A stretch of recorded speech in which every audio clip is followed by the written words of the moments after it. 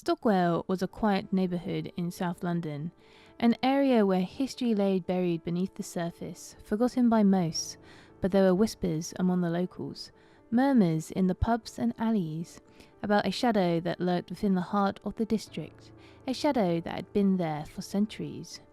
It was the story of the Stockwell ghost. There are different versions, of course. Some claimed it was the relentless spirit of a long-dead Victorian woman cruelly murdered in her home. Others insisted it was the vengeful ghost of a soldier who had fallen during the Blitz, his soul trapped in the ruins of the bombed-out buildings. But one thing was consistent in every story: those who crossed its path never came back the same. Emily had lived in Stockwell all her life, never giving much thought to the old ghost stories. To her, they were simply just that, stories. Her family had owned the house on Granson Road for generations. It was a solid, reliable home with creaking floors and the occasional draft, but nothing that would make her believe in anything otherworldly. One autumn evening, as she prepared for bed, Emily heard the first strange sound, a soft, almost imperceivable scratching at her window. She thought it was just the wind, or maybe a tree branch brushing against the glass. But the sound came again, louder this time, more deliberate, a tapping, followed by a low moan. She stood frozen in the dark, her heart pounding in her chest. The room was cold, unnaturally so. She tried to shake the unease creeping up her spine, telling herself it was just her imagination running wild. But the sound continued. Tap, moan, tap. Finally, she couldn't take it anymore. She pulled back the curtains, her breath catching as she peered into the street below. There was nothing. No tree branch, no wind, just the empty street, bathed in the pale light of the street lamps. But as her eyes adjusted to the dark, she saw something, or someone, at the far end of the road. A figure, standing still, just beyond the glow of the streetlight. A tall figure, draped in a long coat. Its face was obscured by shadows, but its eyes, glowing faintly, locked onto hers.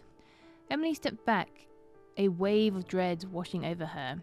She slammed the window shut and backed away from the glass. Heart racing, she told herself it was nothing, just some trick of the light, or her mind playing tricks.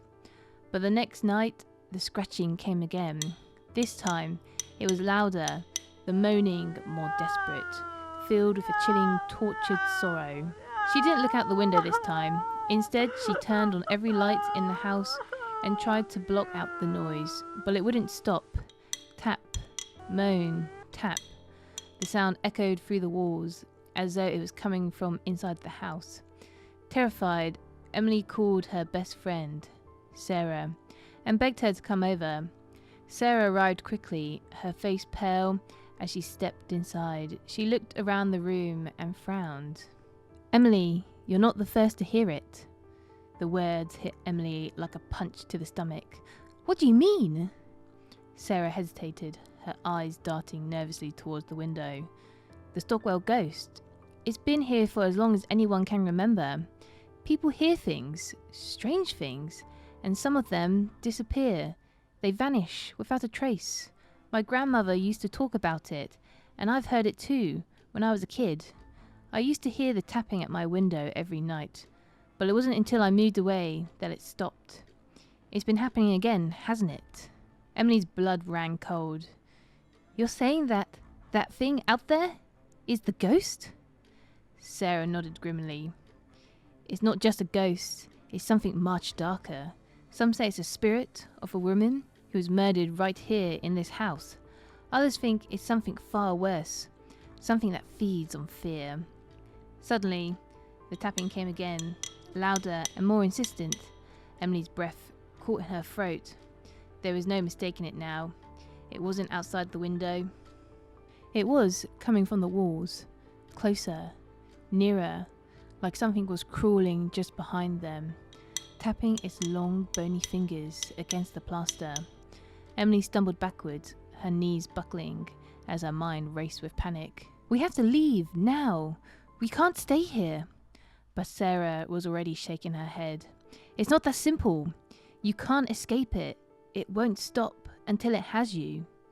Before Emily could react, a harsh, guttural laugh echoed through the room, and the temperature dropped further. The air felt thick, suffocating. It was as though the house itself had come alive, closing in around them.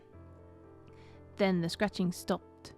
The house felt eerily silent, but the quiet was worse than the noise, the stillness unbearable.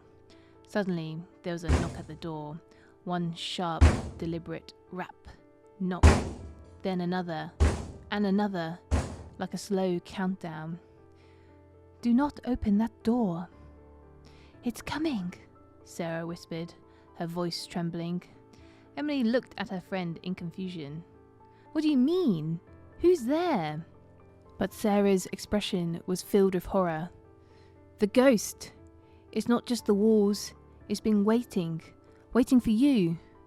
Before Emily could ask what she meant, the door flew open with a deafening crash.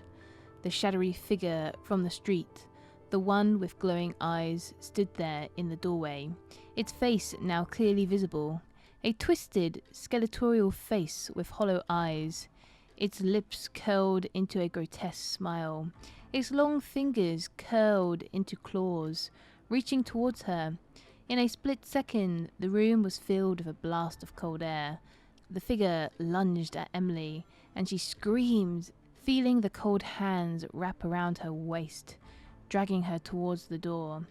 Sarah cried out, but there was nothing she could do. In a blink of an eye, the ghost was gone, taking Emily with it. The next morning, the house was silent again. No tapping, no scratching, no moaning. It was as if nothing had happened at all. But Sarah knew better. Emily was gone, and no one would ever see her again. The Stockwell ghost had claimed another victim. And so, the whispers continued. The legends passed down from one generation to the next. The spirit of the Stockwell ghost, always lurking, always waiting, would never truly leave. It was patient, hungry, and it always found a way to bring terror to those who dared to live in its shadows.